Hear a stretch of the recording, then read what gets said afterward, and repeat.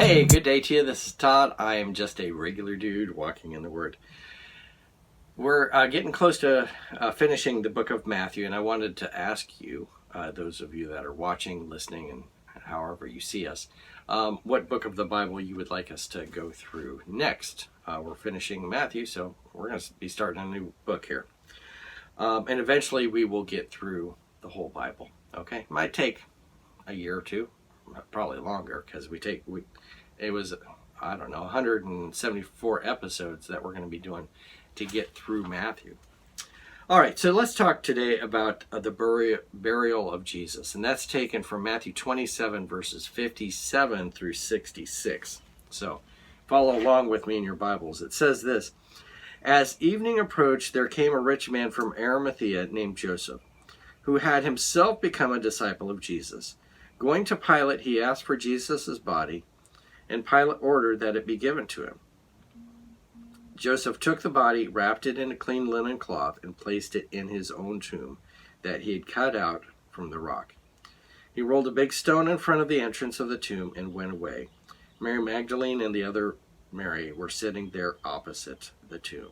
Okay, so just so you understand how they buried people back in that day, this tomb was cut out of a rock,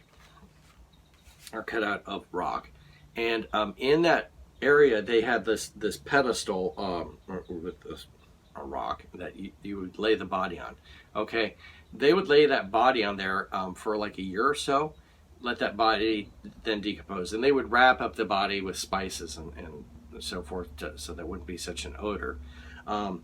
But they would wrap that body up, and then the body would decompose, and then after the body was decomposed and it was just bones left, then they would come back like in a year and take those bones and put them in a smaller box and then put that with the family in that same tomb. Okay, so it would take up less space, but that one area where the body was laid, that stone, was there for the body to decompose on. Then they would take it and put it in a little box. They do that today, still, not necessarily here in the United States, but if you go to Cuba, they have a cemetery there right in Havana, and they'll bury the people, let them decompose, then they dig them back up and put their bones in a smaller box. So it's not an unusual thing. That's still done today to save space. Okay, so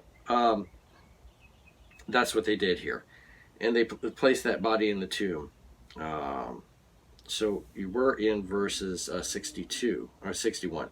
Mary Magdalene and the other Mary were sitting there opposite the tomb. Okay, so they saw where he was buried. Okay, so I pointed this out when we've gone through Passion Week 2021 and Passion Week 2020, that Mary saw where Jesus was buried. So it wasn't a big thing like the next day to, like, if you're coming back to put spices on the body, you're going to pay attention to where the body is buried. It's not, you don't go there the next day and go like, oh gee, I wonder where Jesus is buried. Okay, and because that's a big argument for those that don't believe that Jesus rose from the dead, is that Mary got the wrong tomb. She didn't know where he was buried. Well, it says here that she knew good and well where he was buried. Okay, because they were there when he was buried. Let's keep reading here. Verse 62. The next day, the one of the preparation day, the chief priests and the Pharisees went to Pilate.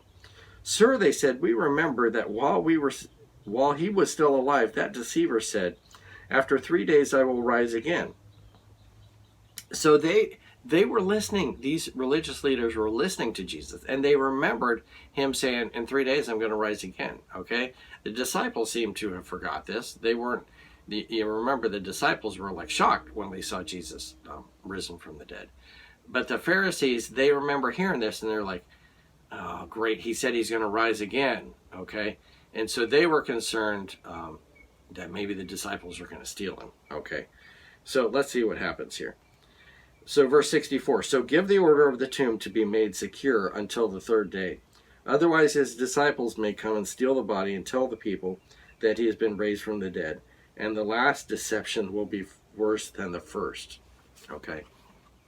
It wasn't a deception. I mean, Jesus did rise from the dead. And that rising from the dead so blew away everything else he ever did. that I mean, no one else can rise from the dead. There's no religious leader ever that has risen from the dead. Every other religious leader is dead and still dead. Okay, they didn't rise from the dead, but only Jesus has done that. Okay, so verse 65. Take a guard, Pilate answered. Go make that tomb as secure as you know how. So they went and made the tomb secure by putting a seal on the stone and posting a guard. Okay, and naturally they're not going to put like the weakest soldiers there, because these guys, the religious leaders, were concerned about this.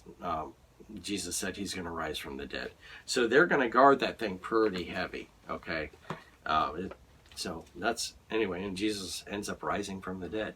So he did it for you and me. And what sets Jesus, the death of Jesus apart and his resurrection apart from every other religious leader, is that he rose from the dead. No other religious leader has ever risen from the dead, okay, and stayed alive. All right, thanks for watching. I'm just a regular dude walking in the Word, and I look forward to seeing you tomorrow as we continue our journey through the book of Matthew. Lord's blessing. I'll see you then.